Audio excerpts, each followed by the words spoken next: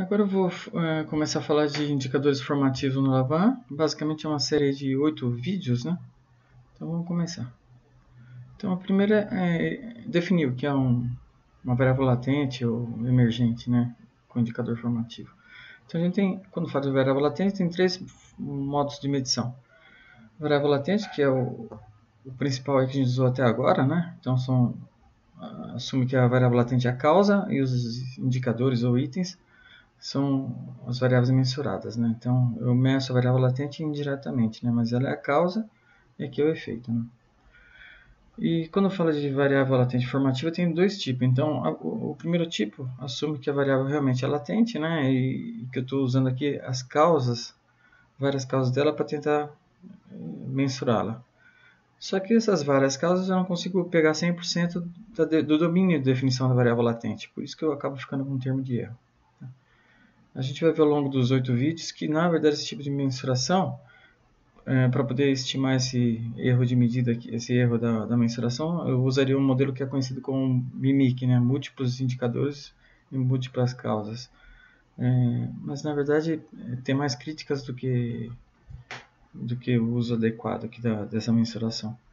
E o composto, né, o composite, é quando a variável latente, na verdade, não é latente, né? A gente chama de variável emergente porque é uma combinação linear perfeita. Aqui eu não tenho erro de medida, né? Então, o que define essa variável é uma combinação linear, uma média ponderada desses itens. Tá? Então, aqui só para chamar a atenção de que na literatura vocês vão achar vários nomes. Então, para variável latente, quando fala reflexiva, né? Pode ser variável latente, fator comum, causa comum, né? Que vem lá do análise fatorial confirmatória, aliás, exploratória. Confirmatória também, né? Construto, constructo, traço latente, que vem de psicologia, né? Atributo latente, variável não observável diretamente, variável mensurada indiretamente, isso aqui vem do linguajar da área de economia, né? E assim vai. Variável teórica, né? Até na área de biologia, às vezes aparece isso. E quando fala de formativa, apesar de... quer dizer, o nome correto seria variável emergente, né? Mas também se acha variável latente formativa, que é até um contrassenso aí, mas isso tem na literatura, né? Índice, que talvez fosse um dos mais adequados, né? E composite para significar que é uma combinação linear perfeita, né? Então aqui emergente e composite, né? E o indicador, então também tem vários nomes, né? Variável observada, observável, mensurável, manifesta, variável operacional, medida, proxy. E quando é reflexivo, aqui tanto faz se é reflexivo ou formativo, né? Mas quando é reflexivo, às vezes mais como medida indireta, itens da escala, que é o linguajar mais psicometria, medida imperfeita e comportamento, né? Então vamos lá. Então eu não vou detalhar aqui o reflexivo porque os vídeos até agora foi só reflexivo, né? Então nesse exemplo aqui é o que a gente chama de modelo que vai ser tratado como MIMIC mais para frente, né? Mas o conjunto de indicadores não explicam 100% da variável latente, né? Então essa é a ideia. Mas também fica uma coisa estranha, né? Quer dizer, se eu estou usando esses 4 itens para medir essa variável latente, eles não explicam 100%, quer dizer, como é que eu vou estimar esse erro, né? Vamos lá. Então aqui é dado um exemplo mais clássico aí, que é o estado socioeconômico, né? E então entrando, por exemplo, renda, educação, ocupação, né? Entre outras variáveis, né? Tá? Custo de vida, né? Então custo de comida, abrigo, transporte, assim vai, mas saúde, né? Tá? Então a gente observa que nesses exemplos aqui eu não estou pegando 100% dos indicadores possíveis, né? E quando fala do terceiro caso aqui, composite, na verdade é uma combinação linear perfeita, né? Então aqui a gente não está falando de uma variável latente, ela nem tem aqui o que ele chama de disturbance, né? Que é a variável a variância não explicada, tá? Então os itens se explicam 100%. Tá? E então que o Klein coloca aí, né? Que esse tipo de mensuração aqui ela é conveniente porque ela agrega várias variáveis, né? Num agrupamento só. Só que do ponto de vista causal, isso acaba sendo difícil de interpretar, né? Vou dar alguns exemplos aí ao longo dos vídeos. Por exemplo, se você usar isso daqui para, sei lá, agrupar usando dummy, por exemplo, indústria, comércio, serviço, né? Então cada uma sendo dummy, então você teria um composite aqui que seria o setor, né? Por exemplo. Aí entra como variável de controle. Só que nesse exemplo que eu estou dando, você não teria muito o que interpretar, né? Você estaria incluindo o modelo mais para tirar o efeito do setor, né?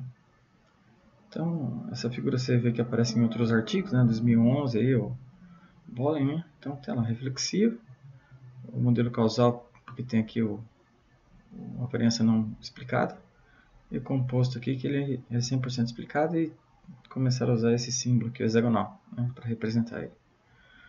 Aqui um outro artigo de 2016, mesma ideia, né? Então você tem reflexivo e formativo. Dentro do formativo, o que ele chama de indicadores causais. O Z aqui é o erro de variância não explicada, né? E o composto é onde explica 100%. Você vê que aqui ele não usou o hexágono como símbolo, né? Mas tudo bem.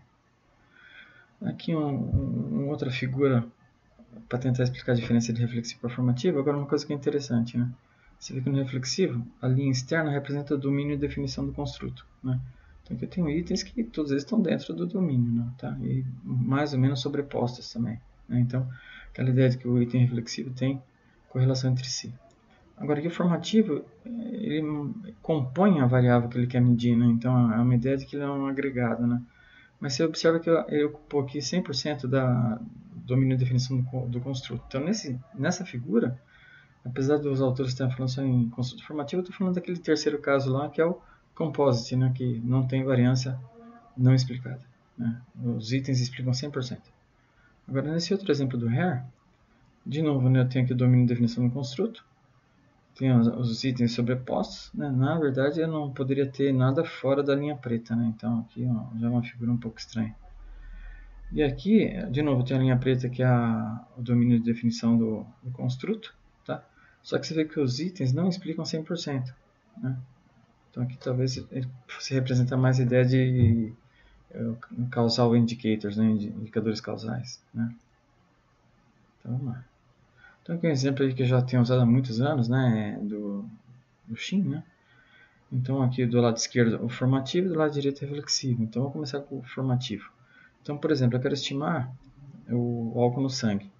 Então aqui o exemplo que eu sempre dou assim, a gente, sei lá, foi para uma festa e eu não vou beber nada que eu vou dirigir. Então, não tenho o que fazer, eu vou lá avaliar quanto copo de vinho, cerveja, vodka algum amigo aí está tomando, tá? Então eu vou contar. Bom, primeira coisa que eu não espero é que o cara tome todos os tipos de bebida, né? Então, quando a gente fala de formativo, não tem uma expectativa a priori de que os indicadores sejam correlacionados, né? E segunda coisa, a causa está neles, né? Então aqui a causa é que é o efeito, né? Então, quer dizer, quando o cara toma vinho, isso aumenta o álcool no sangue, né? Então, essa é a ideia de formativo. Então, tem variáveis observadas e não necessariamente correlacionadas, né? Agora, do lado direito, o que acontece? E aqui eu costumo dizer, né, que tem pelo menos um erro aqui nessa figura, né? Então, aqui no Brasil, por exemplo, tem uma bebida que a turma alcoólica, né, que o pessoal bebe muito, que é a cachaça, por exemplo, né? E aqui não incluiu no modelo de mensuração. Então, o que acontece? Eu posso estar numa festa lá e estou anotando essas 4 bebidas. E, de repente, eu vejo que o álcool no sangue do cara lá, o cara está bêbado, vomitando, e falo, pô, mas o álcool no sangue dele, pela minha conta, deu 0. É que, na verdade, meu modelo de mensuração está incompleto, né? Então, quando a gente fala de modelo de mensuração formativo, aqui eu deveria ter um censo de indicadores, né? Tá? E do lado direito, a gente tem aí o modelo reflexivo. Então, aqui eu já mudo a história um pouquinho. Falo, vamos dar um exemplo aí que eu estou aqui, sou policial e estou na Blitz. Então, eu quero estimar o nível de embriaguez das pessoas. Então, posso usar um teste de bafômetro, que é o que tem aí na lei.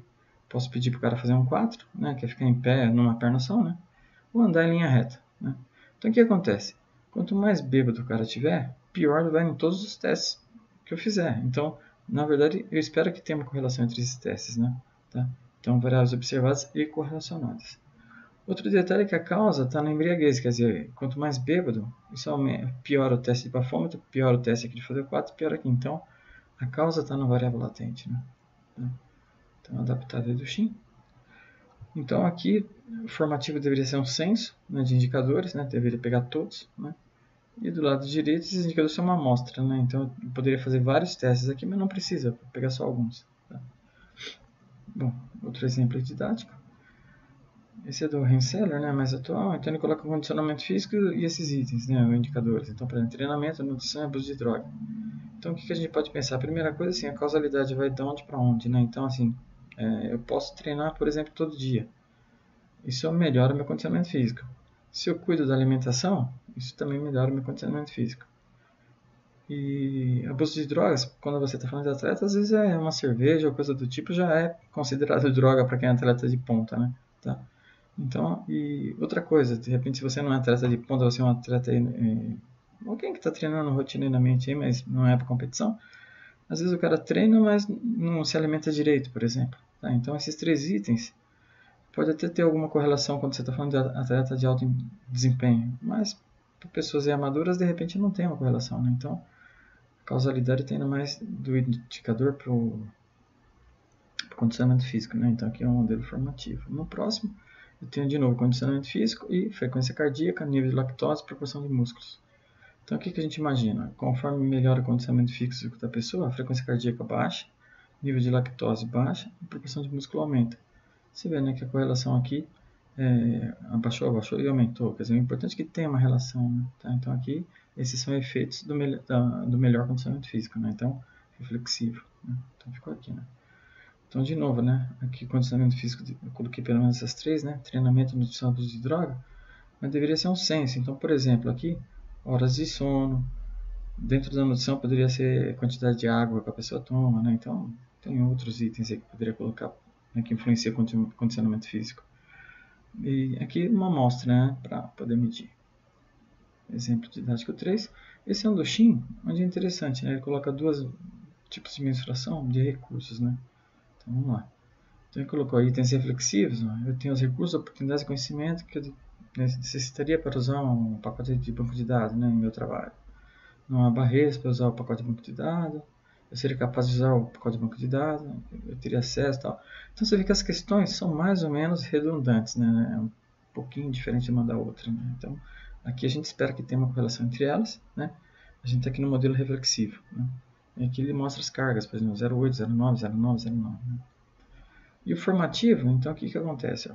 Eu tenho acesso ao hardware e software, né? Que seriam necessários para usar o banco de dados. Eu tenho conhecimento. Deveria ser capaz de encontrar tempo, né? Tem recursos financeiros, né? Se eu precisar, eu consigo a ajuda de alguém, né? Documentação e acesso aos dados. Tá? Então você vê que são diferentes recursos, né? Então acesso, conhecimento, tempo, recurso financeiro, ajuda, documentação, né? Então a ideia é que eles compõem a variável latente que ele está chamando de recursos, né? Então 2 formas aí. Tá? Aqui ele deu o nome de análise de redundância. A ideia é que você está medindo o mesmo construto, aqui de modo formativo, aqui de modo reflexivo. Você fala, bom, mas para que eu vou fazer isso, né?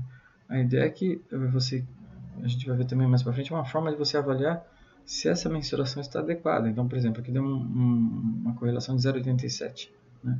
Então, normalmente, acima de 0,7 já é considerado valor bom. Então, quer dizer, quando eu meço no modo formativo e no modo reflexivo, eu tenho uma correlação alta entre eles, né? Ok, mais um exemplo. Então, esse aqui eu costumo incluir ele porque é o seguinte, dependendo, você pode ter os mesmos itens, mas se mudar a instrução que você dá para o respondente no questionário, ele pode ser reflexivo ou formativo, né? Então, dá um exemplo aqui. Ó. Aqui é o exemplo reflexivo, ele quer medir o que é chamado de poder coercitivo, né? Então, supor que eu sou um cliente, uma empresa pequena e vou comprar produto de uma empresa grande, né? Então, uma BASF, uma Bayer, coisa do tipo. Então a pergunta, a instrução está assim, ó, qual a probabilidade desse fornecedor apresentar os comportamentos a seguir nos próximos 6 meses? Né? Improvável, pouco provável, provável, muito provável e certo. Né? Então eu estou analisando o futuro. Tá? Então está lá, atrasar a entrega, demorar para atender reclamações de garantia, tomar ações legais, aumentar preço e assim vai. Né? Tá? Então, tá, essa situação é hipotética, eu estou pensando no futuro. Né? Então a resposta é baseada numa expectativa de visão geral que se tem desse fornecedor. Então, por exemplo, eu compro da Bayer faz 10 anos e nunca tive problemas desse tipo com ela. Então, provavelmente as minhas respostas vão estar aí em improvável e pouco provável, né? Mas eu estou respondendo com base na minha expectativa que está baseada no histórico, né? Tá? Agora aqui mudou um pouco a instrução. Ó. Com qual frequência esse fornecedor apresentou os comportamentos a seguir nos últimos 6 meses? Nunca, 1 a 2 vezes, 3 a 5 e assim vai, né? Você vê que os itens são os mesmos, o construto aqui ele desenhou como sendo o mesmo, só que colocou formativo. Mas repara o que aconteceu agora, eu estou olhando para o passado, né? Então é o real, então eu posso perguntar, bom, quantas vezes a Bayer, aí, o meu fornecedor, atrasou a entrega nos últimos 6 meses? Ah, nunca atrasou. Tá, então, nota 1. E assim vai. Então você vê que aqui eu tenho mais até segurança para responder, né? Porque eu estou olhando, posso até olhar em registros, né? Tá? Agora a pergunta é o que mudou do reflexivo para o formativo, né? Tá? No artigo não tá, o desenho é esse aqui, não está desenhado separado, né? Eu separei para poder discutir agora. Né? Mas a pergunta que eu coloquei é: esse poder coercitivo é o mesmo que esse aqui? Quer dizer, quando meço de modo reflexivo e meço de modo formativo, é a mesma coisa que eu estou medindo, né? Então, na verdade, aqui, ó, quando eu começo reflexivo, que eu estou olhando para o futuro, é uma intenção, propensão, ou coisa do tipo, né? Quando eu olho para o passado, é real, quer dizer, eu estou olhando até nos meus registros e posso contabilizar quantas vezes cada coisa aconteceu, né? Tá. Bom, então vamos lá. Resumindo, tem um quadro aí no Jarvis, Mackenzie e Podsiakov, mas eu destaquei em azul aqui, acho que é o principal, né? Então, modelo formativo. A causalidade vai do indicador, né? Então, é o indicador que causa o construto. E no reflexivo, o indicador são efeitos, né? São manifestações. Intercambiabilidade. O que acontece? Eliminando, no formativo, se eu eliminar um indicador, altera o domínio conceitual do construto. Então, por exemplo, naquele exemplo do álcool, se eu não medir cachaça, eu não estou conseguindo medir direito aquilo que eu queria medir, né? Que era o álcool no sangue.